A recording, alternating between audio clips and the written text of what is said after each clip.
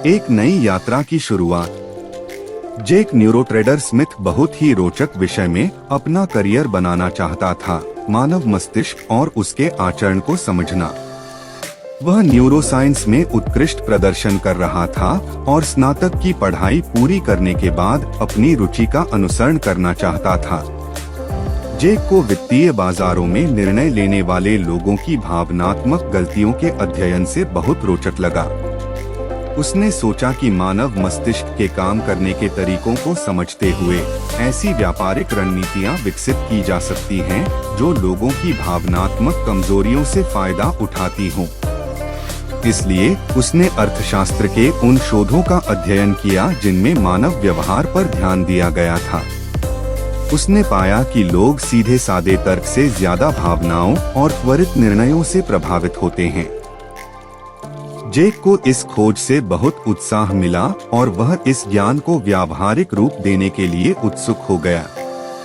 अपने स्नातक की पढ़ाई पूरी करने के बाद जेक ने 1 साल के लिए प्रयोगात्मक व्यापार शुरू किया।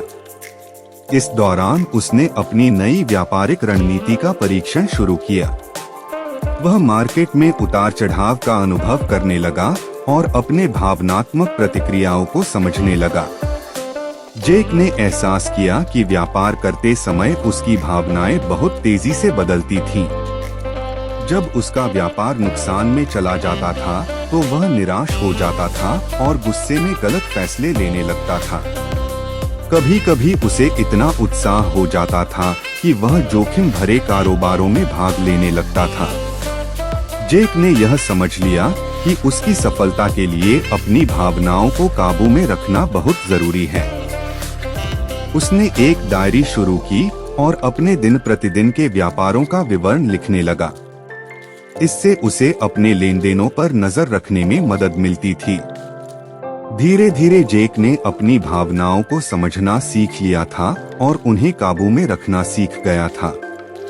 उसका लक्ष्य अब स्थिर और तर्कसंगत व्यापारी बनना था, जो उच्च जोखिम वाले स्थितियों में भी शालीन रह सके।